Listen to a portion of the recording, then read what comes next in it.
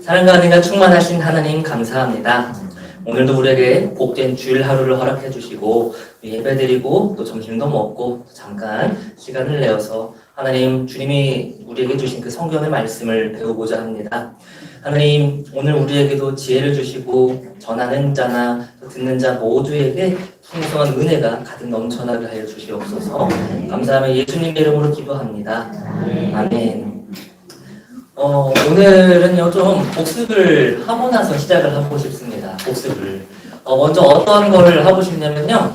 창세기부터 말라기까지 구약이 총 몇 권이죠? 39권이에요. 39권인데, 혹시 휴대폰 어플 보면은 창세기부터 말라기까지 순서도 있겠지만, 한번 창세기부터 쭉쭉쭉쭉 무슨 책이 있나 한번 해보도록 하겠습니다. 창세기, 출애굽기, 레위기, 민수기, 신명기, 여호수아, 사사기, 룻기, 사무엘 상하, 열왕기 상하, 역대 상하, 에스라, 느헤미야, 에스더, 욥기, 시편, 잠언, 전도서, 아가, 이사야, 예레미야가, 에스겔, 다니엘, 호세아, 요엘, 아모스, 오바댜, 요나, 미가, 나훔, 하박국, 스바냐, 학개, 스가랴, 말라기까지가 39권의 구약이에요.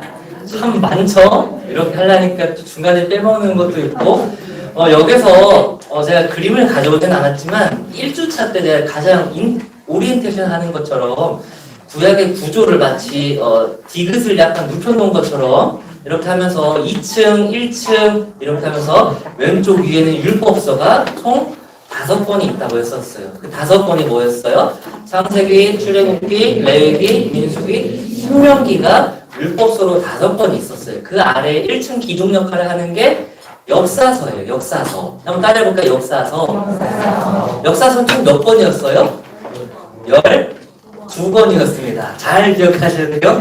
시험 문제 1번으로 나올 수도 있어요. 자, 12권이 역사서인데 아까 거기에서 여호수아부터 9권을 우리가 지난주에 배웠습니다. 다시 한번 해볼까요?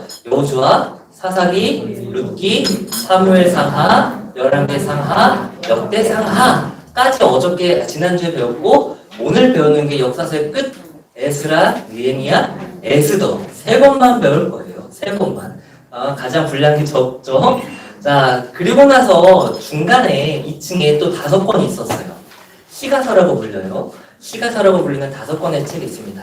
욥기, 시편, 잠언, 전도서, 아가 여기까지가 시가서입니다. 그리고 오른쪽에 5권이 있어야겠어요. 그걸 뭐라고 불렀냐면은 대예언서라고 불렀어요. 예언서가 총 17권인데 그걸 2개로 또 나눠볼 수 있다고 했어요. 그 2개를 대예언서와 소예언서. 대예언서는 그 예언자의 어떤 능력이 대단해서가 아니라 성경책 분량이 많아서 그래서 대예언서라고 부르는데 그게 뭐예요? 이사야, 예레미야가 에스겔, 다니엘까지가 대예언서입니다. 그러면 소예언서는 1층 기둥 같이 역사서가 12권 있었던 것처럼 소예언서도 몇 권? 12권입니다. 그래서 호세아부터 말라기까지를 12권이라고 말하고 있어요. 그러면 우리가 지금까지 배운 거 14권을 배웠어요. 우리 4페이지를 넘어가서 한 번 더 복습을 해보도록 하겠습니다. 조려보기라는 거는 흔히 우리가 국물을 졸이면은 어떻게 돼요? 많은 물이 계속 끓이고 졸이면은 물이 되게 진해지고 소스가 막 짭짤해지면서 에기스만 남잖아요. 그것처럼 에기스를 한번 보자는 겁니다. 조려보기. 자, 창세기를 한 단어로 말하면 뭐라고요? 시작입니다. 그냥 자유롭게 이야기하세요. 어떤 시작일까요? 여러 개를 말할 수 있어요. 우주의 시작, 세상의 시작, 그리고 죄의 시작도 있었고 하나님께서 민족들을 이제 아브라함부터 이삭, 야곱, 요셉에서 쭉쭉쭉 민족들의 어떤 역사도 시작이 기록된 게 창세기였습니다. 그렇게 요셉의 이제 후예들이 애굽에서 있다가 얘네들이 바로의 누구가 됐죠? 노예가 되었어요. 노예에서 자유를 얻고 해방을 얻은 그 이야기가 출애굽기입니다. 그래서 출애굽기의 키워드는 구속입니다. 구속은 다른 말로 구원이라고도 말할 수 있어요. 그래서 제가 말하면서 한번 머리에서 또 계속 정리를 해보세요. 출애굽기 하면은 떠올라야 되는 거는 구속, 구원. 하나님께서 10가지 재앙을 보내줘갖고 바로 왕이 무릎 꿇게끔 만들었잖아요. 그 재앙이 쉽게 해라 하면은 갑자기 메뚜기가 막 한 마리도 못할 텐데 수천만 마리의 메뚜기가 오고 우박이 떨어지고 그거는 누구만이 할 수 있는 거예요? 오직 하나님만이. 그래서 하나님의 권능으로 그들이 구원받았고 그들이 왜 구원받았느냐? 그들을 거룩한 제사장 나라로 세우고 복 주시려고 그렇게 구속하셨다는 겁니다. 그래서 그들에게 가르쳐준 이야기가 율법인데요. 레위기 하면은 되게 막 딱딱하고 어려운 이야기가 있는데 그것의 키워드는 뭐라고 했죠? 거룩입니다. 그래서 우리가 거룩해지기 위해서 우리에게 가르쳐주신 법이 바로 율법이라고 하는데 그거는 2가지로 크게 키워드를 말할 수 있다고 했어요. 몇 가지의 제사? 5가지의 제사와 7가지의 절기에 대해서 기록된 게 레위기다. 민수기를 한마디로 표현하면 뭐라고 했죠? 방황. 물론 인구조사라는 키워드도 있습니다. 그러나 방황이라는 키워드를 우리가 꼽을 때는 이 구조에 큰 그림 구조에 4세대, 물갈이 3세대가 있는데 물갈이라는 그 키워드에서 방황이라는 키워드를 우리가 가져올 수 있다고 했습니다. 물갈이는 어떤 사건이라고 했죠? 가데스 바네아에서 40일 동안 정탐하고 돌아온 사람들이 10명이 그중 10명이 부정적인 보고를 해서 사람들이 하나님을 원망하고 왜 우리를 여기까지 데리고 왔냐? 그냥 애국에서 노예로 살면서 고기 맛있게 먹고 살면 되는다면서 원망하니까 얘네들 안 되겠다. 41일 연으로 바꿔서 40년 동안 방황하게 만든 이야기가 민수기라는 겁니다. 그러고 한 가지 더 이야기하셨어요. 출애굽 1세대들, 그러니까 20세 이상 남성들, 전쟁에 참여할 수 있는 남자들은 가나안에 들어갈 수 있다, 없다? 없다라고 말했어요. 그러면은 가나안에 들어갈 수 있는 대상들은 좁혀지죠.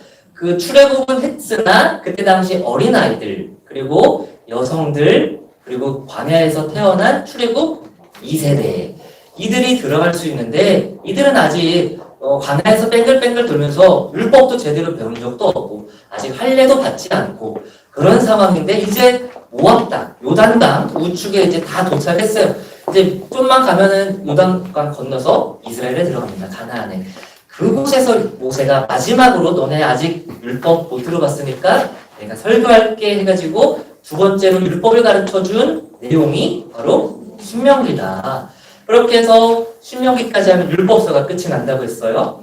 그리고 몇 쪽을 이제 펼쳐봐야 될까요? 7쪽입니다. 7쪽. 7쪽의 조려보기 2과에서 배웠던 거. 자, 이 여호수아의 주인공은 여호수아예요. 여호수아는 군 지휘자였어요. 군대를 이끄는 사람이었어요. 그래서 그 사람이 가나안에 들어가서 해야 할 임무는 뭐였다고? 2가지로 정복하고 정착하는 거. 그렇게 해서 여호수아가 이끌어서 가나안을 정복하고 정착했습니다. 그런데 여호수아도 죽고 그 세대 사람들이 죽고 가나안의 어떤 문화들을 받아들이고 이방신을 믿고 우상을 믿는 후대 다른 세대가 되어버린 이스라엘 백성들에 대한 이야기를 다루는 게 어떤 책이냐? 사사기다. 그래서 그들이 죄를 범해요. 그러면 하나님이 이방 국가들을 통해서 심판하신다고 했어요. 심판하고 그제서야 정신 차리면 하나님께 뭐 한다고요? 회개하고. 회개하면 누구를 보낸다고요? 사사를 보냈습니다. 그래서 사사를 통해 이방 민족들을 무찌르면은 평화가 찾아와요. 평화가 찾아오니까 다시 얘네들이 하나님 잊어먹고 어떻게 산다고요? 또 범죄를 하면서 살아가요. 그 악순환이 총 몇 번? 7번 반복됐고 그동안 사사가 무려 12명. 쉽게 생각할 수 있겠죠. 예수님의 제자 수처럼 12명의 사사가 있었다는 겁니다. 그 책이 어떤 책이라고요? 사사기입니다. 그런데 이 사사시대, 암울한 어두운 사사시대에도 한 줄기 빛이 될 만한 인물이 2사람이 있었어요. 첫 번째 한 여성은 누구예요? 룻입니다. 룻. 사사 말고 룻. 룻은 이스라엘 사람입니까? 이방 사람입니까? 이방 사람, 모압 여인이었음에도 불구하고 오히려 이스라엘 사람들보다 더 하나님을 잘 믿었어요. 그래서 너의 믿음을 보고 너에게 보상을 해줄게 해가지고 보아스와 결혼을 하고 아들을 낳고 아들을 낳고 아들을 낳아서 누구의 증조모가 됐다고요? 바로 다윗 왕의 증조모가 된 사람이 룻입니다. 잘 따라하고 계시죠? 쉽지는 않지만 계속 복습을 해주고 있습니다. 이렇게 룻기에 대한 책을 살펴봤어요. 룻 말고 또 한 사람이 있습니다. 한 줄기 빛이 되었던 사람, 바로 사무엘. 누구의 아들? 기도하던 여인 한나의 아들 사무엘. 그래서 사무엘이 제사장 겸 선지자 역할도 했고, 그때 이 이스라엘 사람들이 왕을 달라 해갖고 결국엔 하나님이 허락해서 사무엘의 초대왕, 누구에게 안수를 해줬죠? 기름을 부어줬죠? 사울 왕에게 기름을 부어줬습니다. 그래서 사무엘과 사울에 대한 이야기를 다룬 게 사무엘상. 그러면 그 다음 책 사무엘하는 2대 왕인 다윗 왕에 대해서 이야기를 하고, 열왕기상에서는 누구와? 솔로몬 왕. 그리고 솔로몬이 죽고 나서 나라가 어떻게 됐어요? 둘로 나눠졌어요. 그 요인들은 배웠었어요. 솔로몬의 잘못도 있었고, 정치적인 어떠한 갈등도 있었고, 세금을 너무 부과했고, 쿠데타도 일어나고, 뭐 등등 여러 가지 복합적인 일이 발생해서 북이스라엘과 남유다로 갈라지게 되었습니다. 그 열 왕들에 대한 이야기를 다루는 게 바로 열왕기 그 마지막 부분과 열왕기 하 부분이에요. 근데 열왕기 하의 또 끝자락에 북이스라엘이 먼저 멸망한다고 했습니다. 누구에게 멸망을 당하느냐? 아수르에게 멸망을 당하는데 그들의 나라는 어떠한 정책을 펼쳤죠? 북이스라엘 사람들을 모두 뿔뿔이 흩어버리게 했어요. 흩은 정책을 펼쳤습니다.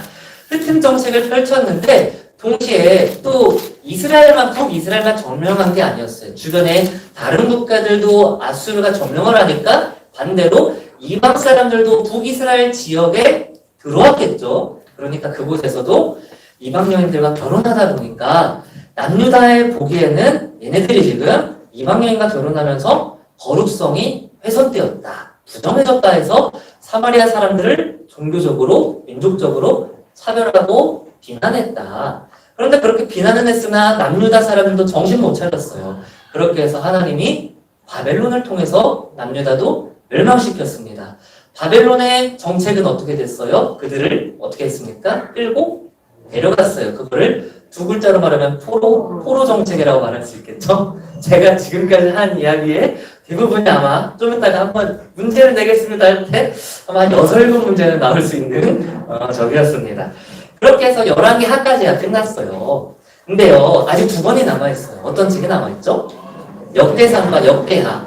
물론 역대상과 역대하도 이스라엘의 역사를 다루고 있다고 했는데 사무엘상하, 열왕기 상하와 차이점이 있다고 했었어요. 왜냐하면은 역대기 책은 언제 쓰여졌냐면은 얘네들이 포로 생활을 다 하고 이스라엘로 귀환을 했어요. 근데 아직 자존감도 다 떨어져 있고 하나님이 과연 우리를 재건시켜줄 수 있을까? 성전이나 어떻게 될 수 있을까? 그런 걱정들이 많을 때 너희들 다윗 왕 때처럼 전성기의 때를 다시금 누릴 수 있을 거야. 그렇게 하나님은 약속하셨어. 그 희망 잃지 마 하면서 희망을 불어주는 책이었어요. 그러다 보니까 다윗 아니면 남유다에 대한 이야기를 부정적으로 다뤄요? 긍정적으로 다뤄요? 긍정적으로 다뤄요. 그러다 보니까 예를 들어서 다윗이 밧세바를 간음한 사건 이야기가 있다 없다? 없어요. 부정적으로 안 다루니까. 그리고 솔로몬이 1000명의 아내를 하다가 망한 이야기. 그리고 북이스라엘이 한 명도 선한 왕이 없다고 했어요. 그러다 보니까 그런 역사는 하나도 다루지 않고 좋은 이야기만 했어요. 격려가 되고 위로가 될 수 있는 좋은 이야기만 선택적으로 골라서 해설한 책이 역대상, 역대하다. 여기까지가 우리가 배운 책입니다. 그리고 우리가 지난주에 안 배운 부분이 하나가 있었어요. 시가서인데요. 잠깐만 간단하게만 이야기할게요.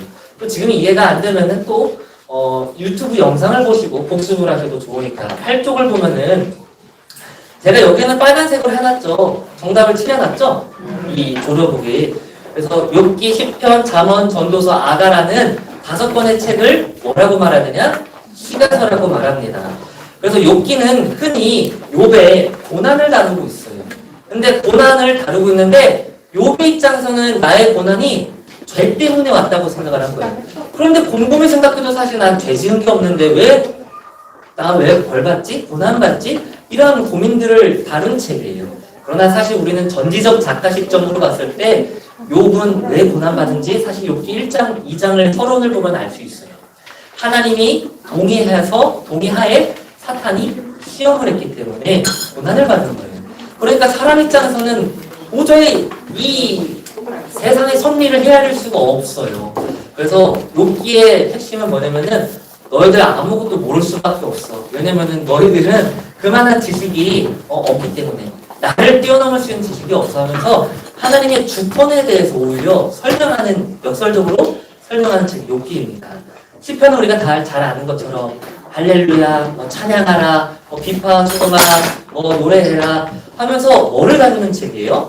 찬양을 다루는 책입니다. 그리고 잠언하면은 가장 잘 아는 제목, 메시지가 뭐죠? 지혜. 여호와를 경외하는 것이 지혜의 무엇이다? 근본이다 하면서 하나님을 알아라. 힘써 아는 것이 정말 필요하다. 그 지혜로운 삶을 살아라. 어리석고 악인의 길을 가는 게 아니라 지혜롭고 의롭고 하나님을 가까이 하고 그런 이야기를 다루는 게 잠언입니다. 근데 여기서 살짝 이제 현실적인 부분을 다루는 이야기가 전도서예요. 전도서. 사실 지혜롭게 살고 하나님 뜻대로 살아도 그렇게 안 되는 경우들도 있어요. 정말 다 순종한다고 복받고 불순종한다고 저주받는 게 아니에요. 세상은, 현실은 그렇게 돌아가지가 않아요. 그런 어려운 이야기들도 현실적인 이야기를 다루는 게 전도서에서는 이 삶이 헛되도다 라고 말해요. 그래서 헛되는 게 키워드인데 그런데 이 세상 사는 게 헛되지만 하나님과 함께 하면은 전혀 헛되지 않다. 이게 전도서의 핵심입니다. 그리고 아가는 사랑 이야기. 그래서 너무나도 끔찍이 하나님을 사랑하는 이야기. 또 직설적으로는 남자와 여자의 그 연인 관계의 사랑 이야기를 다루면서 이제 이것이 하나님과 우리와의 정말 뜨거운 사랑의 이야기. 그걸 다루는 게 아가서입니다. 그럼 벌써 우리 19권 배웠습니다. 19권. 그러면은 지금부터 이제 에스라, 느헤미야, 에스더 몇 권을 배웠다고요?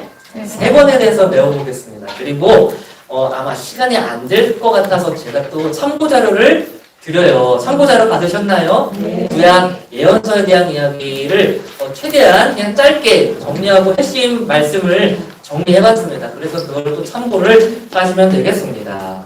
그러면은 페이지 10쪽을 펼쳐보도록 하겠습니다. 포로 생활에서 선지서까지. 그래서 오늘 말씀을 다루는 것은 에스라, 느헤미야, 에스더입니다. 물론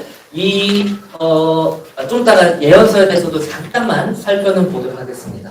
자, 앞에 첫 번째 표가 있습니다. 세 차례에 걸친 귀환이라는 제목이 있어요. 일단 빈칸을 한번 보세요. 귀환은 총 몇 차례가 있었냐? 3차례가 있었어요. 근데 이 기준은 누구 나라의 기준이냐면은 남유다 사람들이 지금 바벨론으로 포로로 끌려가 있는 상황에서 말하는 전제가 있습니다. 그래서 3번에 걸쳐서 귀환을 했을 때 첫 번째 지도자는 수룹바벨이에요. 그리고 5만 명을 데리고 귀환을 했고 수룹바벨의 업적이라고 말하면은 귀환에서 무엇을 지었느냐? 성전을 지었어요. 바벨론 때 마지막 3차 마지막 멸망전 때 그때 성전이 파괴가 되었다고 했어요. 그러니까 한 50년 전에 파괴가 된 상황에서 이제 이걸 복구시키는 일을 한 게 수룹바벨이었습니다. 그리고 그때 활동했던 예언자는 학개, 스가랴.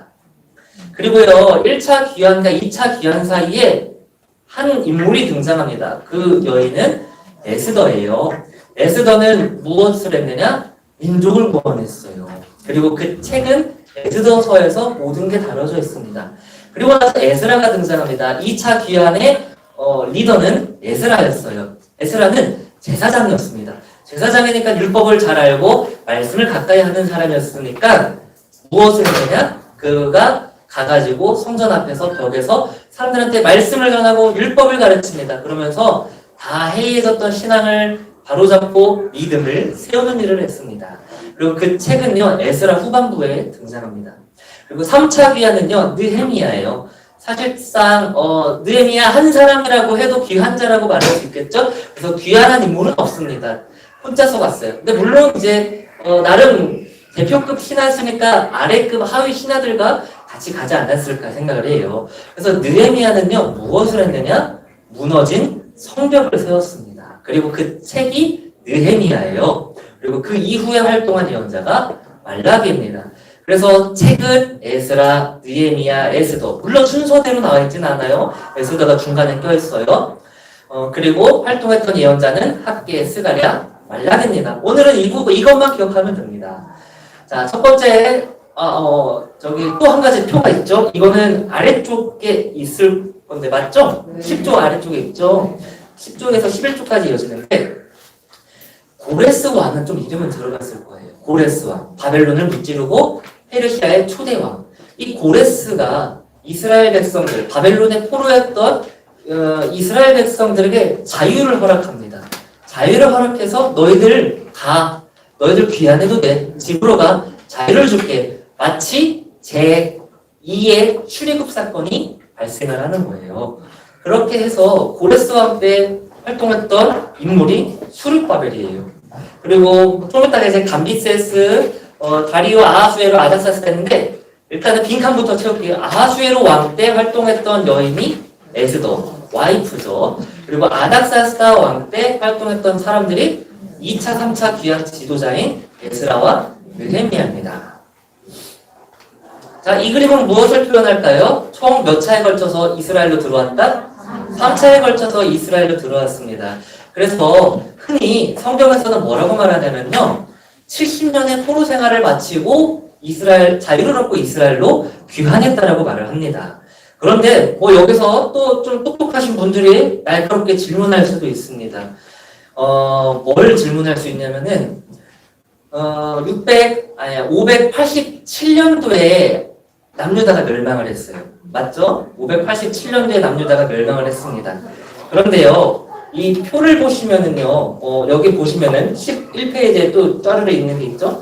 남유다 멸망 586년이라고 되어 있는데, 수룹바벨 왕 때, 수룹바벨 때 이제 귀환을 했다고 해요. 그러면 그 간극이 70년이 아니네, 50년이네, 할 수 있겠으나, 그 70년을 계산하는 기준은 어디서부터냐면은, 1차 포로라고 적혀있는 605년부터. 그래서 한 68년인데 70년이라고 말을 하는 겁니다. 그래서 그렇게 70년의 포로 생활이라고 생각을 하시면 돼요.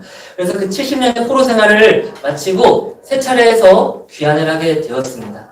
물론 우리가 눈으로 보일 때는 고레스 왕의 어떤 리더십으로 이들이 자유를 얻게 되었지만 그 속에 보이지 않는 하나님의 개입하시는 손길이 있었기 때문에 하나님의 은혜로 이들이 자유를 얻고 본국으로 돌아가게 되었습니다. 그래서 첫 번째 귀환 때 지도자가 누구라고 했죠? 수룹바벨이 5만 명을 데리고 예배를 회복하기 위해서 파괴된 성전을 재건합니다. 또 이거에서 이제 표를 보시면서 할게요. 538년도에 이동을 하고 성경에서는 2년 뒤, 그러니까 536년도에 성전을 재건하려고 했는데 그 해에 시작한 지 얼마 안 돼서 중단이 돼요. 사마리아 사람들의 공격을 받게 돼요. 방해를 받게 돼요. 사마리아 사람들이 소식을 들었어요. 성전을 건축한다고? 저기요, 우리도 같이 성전 건축하는데 참여할게요. 도울게요. 나름 선한 의도를 했는데 남유다 사람들이 사마리아 사람들을 좀 부정적으로 여긴다고 했잖아요. 그래서 너희들 더러우니까 너희들이랑 같이 못해. 그래서 그렇게 선을 딱 갈라버려요. 그러니까 사마리아 사람들이 화가 나갖고 방해 공작을 펼칩니다. 그렇게 해서 536년도에 저기가 됐어요. 중단이 시작이 됐어요. 근데 완전 중단은 530년도라고 제가 적어놨어요. 왜냐면 아직 530년도까지는 고레스 왕이 살았거든요. 근데 고레스가 수르바벨한테 한 가지 조건을 한 게 있었어요. 너희들 성전 지을 때 내가 다 서포팅 해줄게. 물적 자원, 어떤 자원들 다 도와줄 테니까 해! 라고 했는데 사마리아 사람들이 고레스 왕한테 빠져가지고 이거 막아달라고 할 만한 저기는 아니니까. 그래서 막 자잘자잘하게 하다가 고레스가 죽고 새로운 감비세스 왕이 됐을 때 아마 정치적으로 좀 혼란기가 있었겠죠? 그때 감비세스 왕에게 이 성전을 지으려고 하는 민족이 있다. 그 민족은 성전을 지으면은 아마 독립을 하고 또 페르시아를 다시금 뭔가 반역을 할 수도 있으니까 그거 막아야 합니다라고 거짓으로 고발하고 편지를 썼어요. 그렇게 해서 중단이 됐습니다. 그러나 520년도에 다리오 왕 2년 해에 하나님께서 학기와 스가랴를 불러가지고 너네 이스라엘 사람들 성전 지을 수 있게끔 법론하고 위로하고 격려해라. 그렇게 해서 학기 스가랴가 했던 말은 뭐냐면은 성전 지읍시다. 하나님이 하라고 해요. 힘내세요. 이렇게 해서 그 힘을 얻어서 520년에 이제 성전이 다시 재건되기 시작했고 4년 동안 지어서 516년에 만들어지게 되었습니다. 그렇게 해서 수룹바벨은요 무엇을 했다? 성전을 세우는 일을 했다라는 것입니다. 그리고 2차 기한 사이에 누가 등장한다고 했죠? 에스더가 등장한다고 했어요.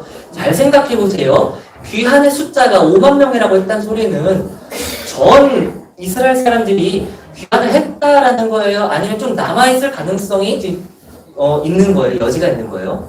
남아있을 가능성이 있어요. 맞아요. 페르시아에서도 이스라엘 사람들이 아직 포로 생활을 하면서 나름 정착하고 잘 사는 사람들이 있었어요. 그 중에 한 사람도 에스더였습니다. 이 인간관계를 조금 알 필요가 있어서 제가 그냥 간단하게 좀 정리를 해봤어요. 에스더가 주인공이에요. 유대인이에요. 아주 아름답고 예쁜 여성이었습니다. 그때 당시 활동했던 왕이 누구라고요? 아하수에로 왕입니다. 아하수에로 왕에게는 와이프가 있었어요. 와스디라는 왕후가 있었는데 마음에 안 든다고 폐위시켜버립니다. 그리고 전국에다가 공표해요. 이 페르시아에 전국에 사는 예쁜 여자들 다 데리고 와라. 그 중에서 내가 아내로 삼겠다라고 해서 예쁜 여자들은 다 후궁으로 이제 삼습니다. 그때 포함됐던 여인이 있는데 그게 바로 에스더였어요. 근데 에스더에게 유일한 혈족이 있었습니다. 그의 이름은 모르드게입니다. 모르드게가 사촌이지만 좀 나이가 많아서 보호자 역할을 감행했나 봐요. 그래서 에스더가 후궁으로 들어가기 전에 한 가지 제안을 해요. 야, 너가 유대인이라는 거, 포로 출신이라는 거 굳이 언급할 필요 없으니까 말하지 마. 굳이. 그렇게 이야기를 하고 아무 말도 안 하고 이제 후궁으로 들어갔습니다. 그런데 거기서 딱 아하수에로 왕의 눈에 찝혀가지고 왕이 되어서 두 사람은 부부가 되었습니다. 그런데요, 모르드게도 이 사초지지만 무슨 직업을 갖고 있었냐면은 페르시아 왕을 섬기는 신하였어요. 근데 그보다 살짝 상위급 신하가 있었는데 2인자가 바로 하만이라는 사람이 있었어요. 근데 하만도 충신인데 약간 간신배고 모르드게도 충신인데 생명의 은인이었어요. 과거 아하수에로의 어떤 쿠데타를 미리 알고 보고해서 아하수에로 왕의 생명을 살려줬던 이력이 있었던 모르드게예요. 근데 모르드게가 하만에게 약간 불순종하고 약간 좀 날카롭게 했어요. 나한테 절하라 라고 하니까 절 안 했어요. 나는 오직 하나님께만 절한다 하면서 불순종하니까 하만 입장에서는 아랫놈이 어디 감히 나한테 불순종을 해가지고 이제 악법을 제정했어요. 모르드게가 어느 민족이었지? 유대민족이구나. 모르드게 한 명만 죽일 것이 아니라 모르드게가 유대인이니까 모든 유대민족을 다 죽여야겠다는 아주 악법을 이제 왕의 이제 도장을 찍고 이제 명령을 받고 이제 공포가 되었습니다. 그러니까 이제 유대 사람들은 이제 어떻게 돼요? 이제 죽을 날짜만 기다리고 있겠죠. 그럴 때 모르드게가 에스더를 찾아와서 야, 우리 민족을 살릴 수 있는 유일한 지금 핵심 키는 너밖에 없다. 네가 왕을 가서 좀 설득하고 어떻게 좀 해봐라. 근데 에스더도 뭐라고 말하느냐? 법상에서 내가 왕이 먼저 나를 부르지 않고 내가 먼저 찾아갔을 때 왕이 불편하게 여기면 나도 왕비이지만 죽을 수도 있다라고 해요. 그래서 알겠습니다. 내가 죽으면 죽으리라는 심정으로 3일 동안 기도하고 나서 갈게요 하고 기도하고 찾아갔어요. 다행히 왕이 받아들이고 이런저런 일들이 있다가 결국에는 오히려 하만이 죽게 되고 이 아하수에로 왕이 새로운 법을 만들어라. 유대인을 살릴 수 있는 새로운 법을 만들어라 해갖고 새 법이 제정이 되고 오히려 유대 민족을 죽이려고 했었던 그 민족들을 복수할 수 있는 그런 법이 생기게 되었습니다. 이로 인해서 유대 민족들이 구원을 얻게 되었어요. 그래서 이 구원의 날을 지키기 위해서 불임절이라는 것을 이스라엘 사람들이 지키게 되었어요. 마치 무엇과 같아요? 출애굽기 시대의 유월절과 비슷한 게 불임절입니다. 그렇게 에스더 이야기가 이래요. 그리고 나서 2차 귀환 이야기를 해보도록 하겠습니다. 2차 귀환은요, 누가 등장을 한다고요? 에스라입니다. 에스라. 에스라는 제사장이었어요.